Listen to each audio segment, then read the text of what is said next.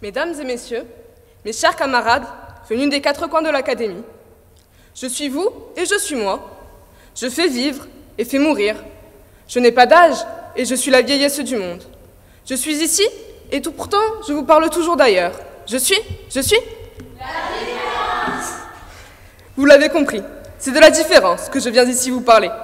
Mais de la différence dans ses rapports étroits, complexes et, pourquoi pas, quasi amoureux avec le vivre ensemble. Ainsi, il est évident que nous sommes tous différents et qu'il nous est même demandé aujourd'hui de l'être. S'affirmer, affirmer sa différence, revendiquer sa singularité est une injonction à la mode. Soyez original sans être un original. Il nous faut faire la différence, entend-on, lit-on, un peu partout. Bon, mais de quelle différence s'agit-il? Il en est des visibles, c'est pratique, parfois, dangereux, bien souvent. D'autant que certaines différences de rien, usées par le temps et l'habitude, reprennent sans crier gare des couleurs, ou, si vous préférez, du poil de la bête, et qu'elles redeviennent insensiblement visibles. Un tel, qui se prenait pour un citoyen ordinaire, se découvre différent du jour au lendemain. Mais différent en quoi? Par la forme du nez, l'accent, le nom, la religion, la largeur d'épaule ou le tour de taille, l'obstination à faire de beaux dessins. Cela dépend de l'humeur administrative du moment, des aigreurs d'estomac dont ne sait qui, et qui a fait un beau discours sur les mérites de l'unité de taille, de forme et de couleur. Un qui préfère que tout soit bien rangé et se ressemble.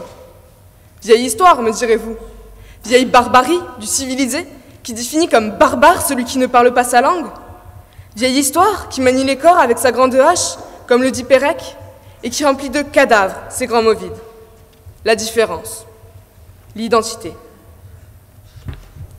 Différence de taille que celle des couleurs, me direz-vous. Mais différence et différents existent aussi à moindre échelle dans notre paysage familier, et eux aussi nous en font voir de toutes les couleurs. Or, précisément, n'est-ce pas grâce à eux que nous avançons, malgré tout, ensemble au quotidien? Un quotidien qui resterait bien terne s'il ne venait l'éclairer, ces micro-événements que sont les rencontres de l'autre, de ce peuple bigarré qu'on appelle l'humanité. Sans différence, pas de désir. Sans désir, pas d'amour. Bien sûr, la différence a un coût. Imaginer qu'elle puisse aller sans inquiétude, sans l'inconfort de la surprise, serait bien naïf. Mais la vie, elle aussi, a un coût, et avec elle, l'amour. Proposer à un amoureux de dépenser moins, d'être raisonnable et de bien choisir son cœur de cible. Il devrait vous rire au nez. Proposez-lui le grand bonheur plat de l'amour identitaire, de monsieur et madame pareil au même. Il devrait vous répondre passion, tension, énergie, âme sœur et mystère fascinant de l'autre. Bien sûr, encore une fois, la vie sociale et le vivre ensemble qu'elle suppose sont rarement animés d'une telle force. Mais elle ne saurait se passer tout à fait d'énergie, de rencontre, d'admiration et de respect, d'attention à ce qui n'est pas tout à fait soi. Comment vivre et faire l'économie de cette dépense? Comment vivre à basse énergie, dans l'inertie indifférente des identités fixées à jamais? Dans l'entre-soi déprimant du pareil et du même? Pourquoi faudrait-il s'efforcer à une économie de bouts de chandelle qui nous rive à une identité peu à peu décolorée, quand la vie, celle des corps et des esprits, demande, exige la rencontre, le dialogue, le débat, la friction, quand la vie ne peut que mourir dans les effets sans fin de miroir? Il y aurait beaucoup à dire dans cette perspective, et je crains de vous ennuyer sur ces chemins ambigus. Le mieux, c'est d'attirer le plus parlant, et de passer par l'apologue, et de redevenir, pour notre plaisir à tous, je l'espère, de grands enfants.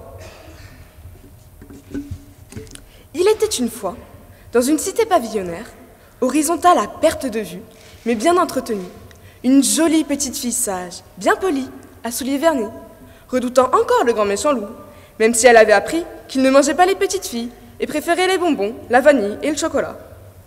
Nathalie Diff, le même, était une petite fille adoptée.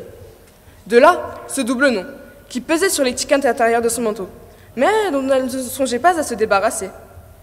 Son grand frère adoptif, aux éternels pantalons courts et à la voix changeante, s'appelait Oreste le même. Vieille histoire, me direz-vous. Le frère, la sœur, dans la dévotion pour le père. Pourtant, monsieur le même n'était pas à 20 ans guère. tout au plus le roi de sa pelouse et de ses haies de Touya. Donc la petite Nathalie se rendait ce jour-là, encore une fois à l'école, empruntant le même chemin, sur lequel aucun inconnu, aucun grand méchant loup ne venait jamais. Elle songeait à ses amis, qui lui feraient gentiment signe de loin, agitant nattes et jupes plissées, et elle se serait par avance réjouie de cet accueil si... Vous devinez, je suppose, la suite de cette histoire. Vous devinez l'ennui latent de la petite Nathalie, qui malgré tous ses efforts, voit son joli monde se décolorer. Nous portons tous en secret un nom double, et attendons tous ce grand méchant loup, cette impulsion, ce mystère qui nous donne envie de sauter dans le vide, de partir à l'aventure et de découvrir ce qui se cache derrière ce grand mur d'obscurité, la différence. Merci.